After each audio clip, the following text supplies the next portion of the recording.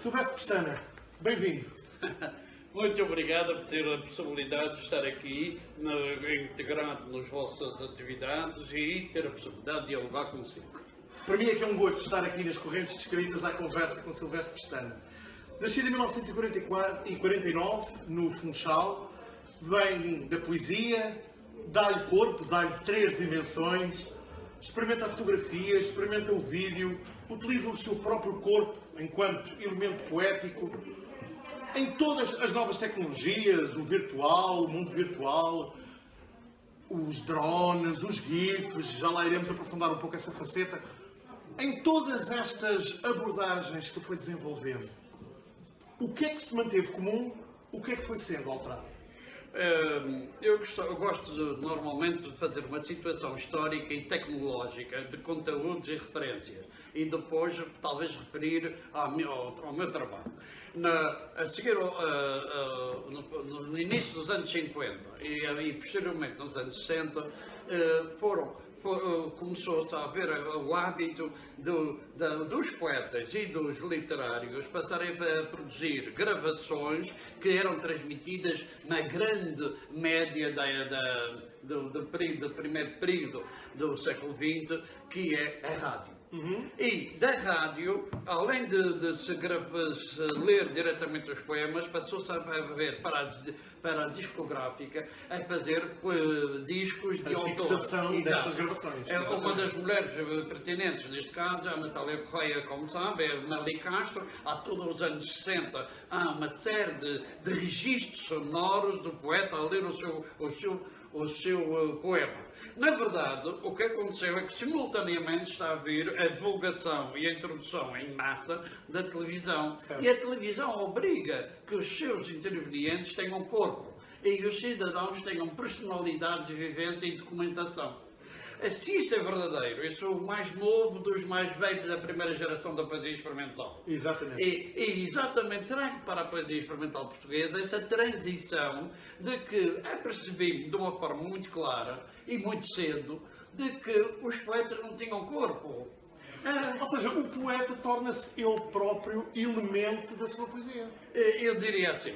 O poeta, como construtor de mundos, construtor de linguagem, de significados e significantes, ao introduzir o seu corpo, aprendi não foi com os poetas, aprendi com o mestre do suspense, que é o corpo da figura ou do realizador, é um personagem determinante na permissão que o surrealismo tinha dado com a visualização do intermediário intelectual. Então, na verdade, a exposição começa com as minhas 2 obras iniciais. Está a falar da exposição que está aqui Sim, presente. ainda o problema do corpo. Sim. No problema do corpo estão lá as minhas 2 primeiras obras de 69.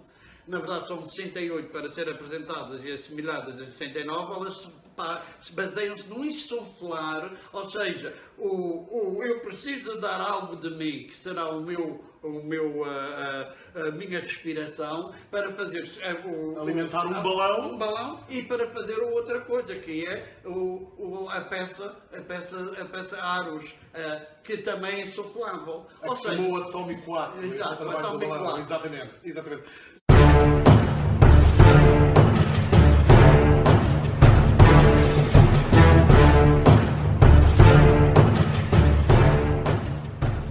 Já falou aí no grupo da poesia experimental dos anos 60, ao qual esteve muito ligado. O António Aragão foi especialmente importante nessa sua ligação ao grupo. O António Aragão foi charneiro. Primeiro é a pessoa que é fundador por 2 publicações editadas na Madeira e depois divulgado no contexto chamado poesia experimental. É ele que dá nome a essa área de experimentação que havia várias pessoas já a fazer e vai permitir depois reunir, mas nós nunca constituímos um grupo, nem nunca fomos um grupo de vanguarda. Isto é muito importante perceber. Nós tínhamos aderências por aproximação e afinidades. E nos afastamos quando não há essa aderência e afinação e não há ninguém... Ou seja, cada um tinha o seu caminho. Isto é o seu Eram caminho caminhos em paralelo e não convergentes. E não convergentes.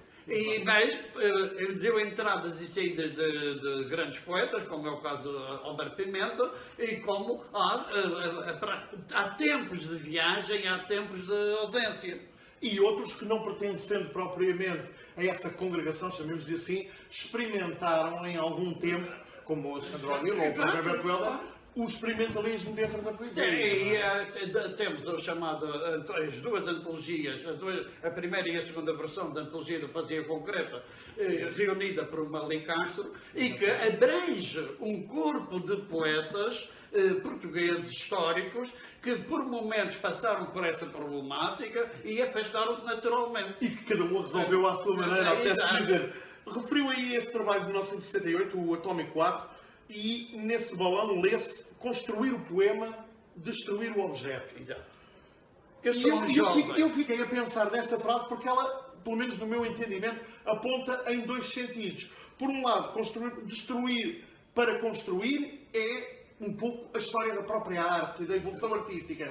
Por outro lado, remete imediatamente para uma certa metáfora relacionada com a guerra, com o mundo bélico, que está muito presente em vários trabalhos seus. Sim, eu diria assim, eu sou a geração, naturalmente, da Guerra Fria. Exato.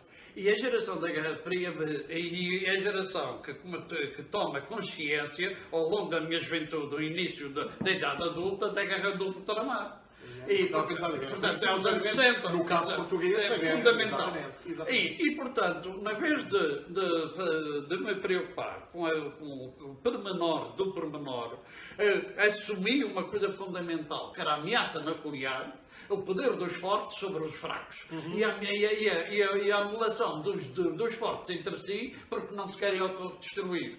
Isto é terrível o que eu estou a dizer, porque ainda ontem... É isso que é impossível não pensar. Ainda ontem a metáfora diz que continua a ser verdadeira, não é? Estamos a gravar isto num dia em que todos os jornais têm a palavra guerra em grandes parangões. Exato. Exatamente. E, portanto, Exatamente. a atualidade da problemática, agora coloco-me não como uma pessoa com essa ideia do primeiro, do pioneiro, não sei, é alguém que se preocupa com a comunidade, que ocupa com o seu tempo e que, dentro do possível, gosta e trabalha nas áreas da psicossíntese social.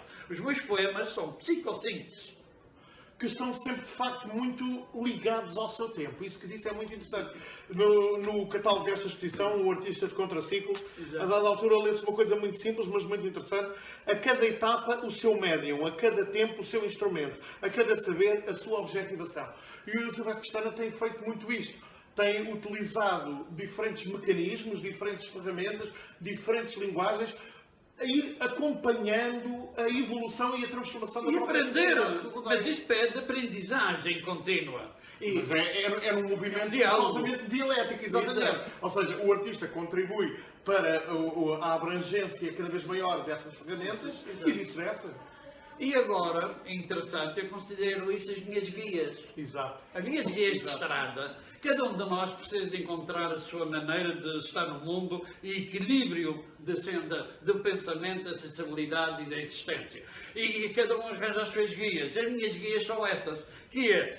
Eu tive continuamente de aprender a me socializar com a dinâmica e a velocidade da mudança social e tecnológica. E tecnológica, era isso que eu ia acrescentar naturalmente. Ora, a mudança tecnológica pressupõe algumas coisas espantosas. É que, antes de ser formulado as condições da transição das instituições, os artistas não têm medo do desconhecido e os artistas começam a apresentar e a propor alternativas ao edifício anterior da construção. Quando nos anos 70 começa a usar a fotografia, escreveu sobre isso, o poeta passava a ser ator. Ora, se o poeta passava a ser ator, ele era ator do seu próprio texto. Diz. E é curioso porque eu fiquei a pensar nesta frase e trouxe-me alguns ecos do poema de psicografia do Fernando Pessoa. Sim, perfeitamente. Eu diria assim, uma pessoa como eu não vive no vazio.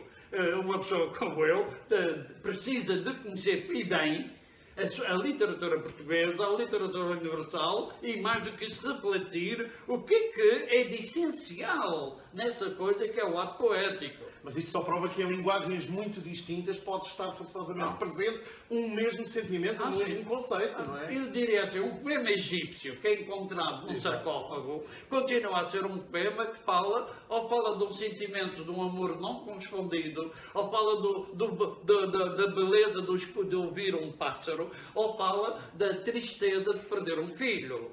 E nós dizemos que isso é a universalidade da poesia ou da arte.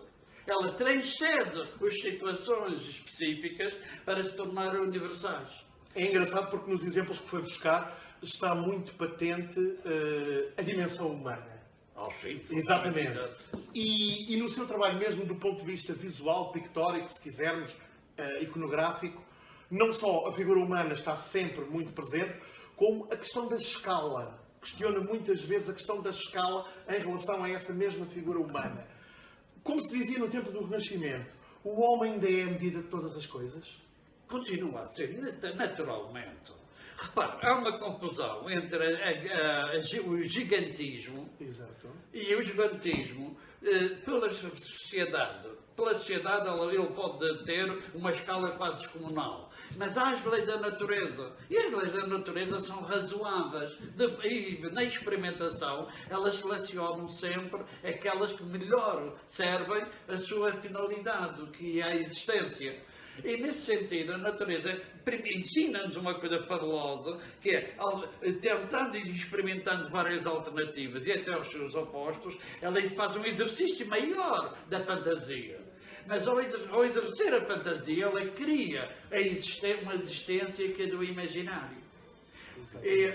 Muitas pessoas têm dificuldade de compreender a transição entre a fantasia para o imaginário e depois o imaginário a agir sobre a vida, e a agir sobre a situação. Daí eu falar e dizer que para mim é muito importante fazer sínteses de problemáticas inerentemente humanas. Inerentemente humanas, exatamente. Depois seguiu-se nos anos 70 e 80 um vídeo sobre o qual dizia muito ferozmente, passa a expressão, o vídeo não é cinema. Isto tem ali dois exemplos, e um deles feliz, um deles que esteve a representar Portugal na primeira mostrada de vídeo arte portuguesa nos Estados Unidos, que levou 38 anos para eu reaver o fecheiro, em que passo-me exatamente essa ideia de que o vídeo é um contínuo, ou é um sincronismo, hoje seria uma banalidade. Hoje uma criança de 4 anos é videasta, porque o telemóvel lhe permite fazer vídeos, mas na altura era preciso defender que o tempo da televisão não era o tempo da montagem, de sincronismo do cinema, ou seja, os tipos das narrativas são de outra natureza, e que essa natureza é perfumática sempre, e que acaba por criar uma linguagem necessariamente distinta, embora o ponto de partida e a ferramenta seja a mesma. Não é? Ou seja, há uma semelhança na diferença, que é, o vídeo não é para ser projetado, o vídeo é para ser visto através de tecnologias de representação que são os televisores.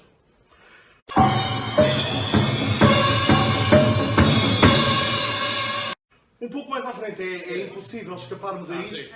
O Silvestre Pestana foi pioneiro ao fazer trabalho artístico no Second Life. Não, eu diria assim, vamos ser justos. Muito bem. Pelo menos a nível de Portugal foi dizer alguma. Sim, mas eu gosto de ser mais preciso. O Second Life tem quase 19 anos, vai fazer 20 anos. Eu entrei há 10 anos, ou seja, quando eu chego, eu tive uma grande preocupação de perceber que é, se as representações do poeta, do corpo físico, ou seja, analógico, estavam a ser representadas pelos corpos digitais, que são os corpos digitais, e que neste caso são os avatares, e que de repente percebi que Fernando Pessoa hoje não iria fazer talvez as personagens que fez, mas faria avatares, porque ele tinha construção física e mental. É uma outra forma de heterónimos. De heterónimo. E que eles próprios são autocriativos. Eu diria assim, muitas pessoas que se aproximam do mundo dos avatares veem quase como se fosse uma coisa carnavalesca.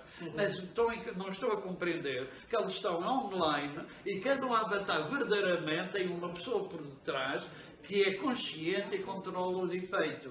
Senão, são os jogos que têm bonequinhos a correr um para a frente ou fazem futebol, eles não são avatares, são construções técnicas de representação. E como é que alguém que compreendeu essa realidade tão bem e de alguma forma tão cedo, insisto, olha para o que hoje se fala tanto, os NFTs, as obras de arte absolutamente virtuais, certificadas por um código informático?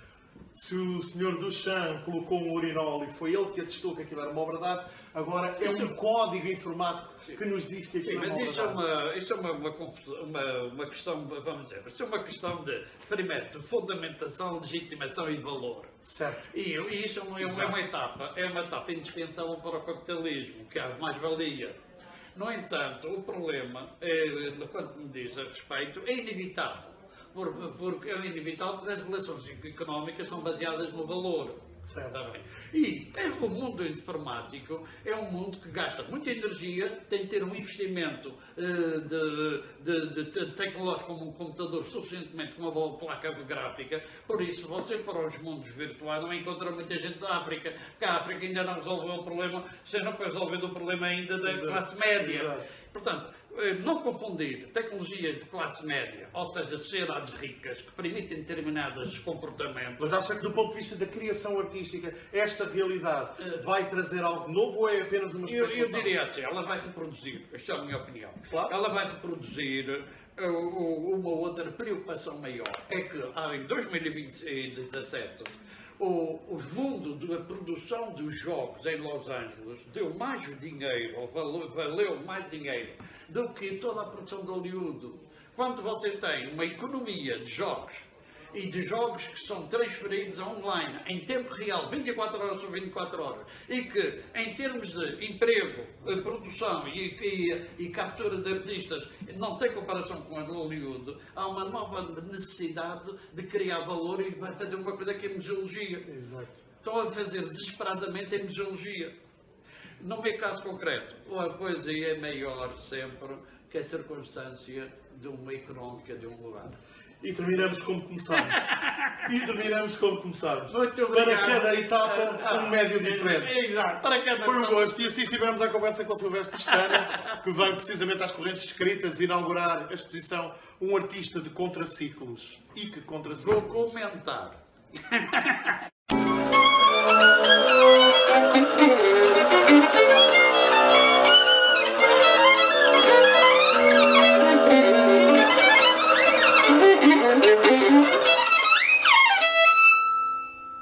Literatura para os jovens que nasceram no ano 2000, que hoje têm 22 anos.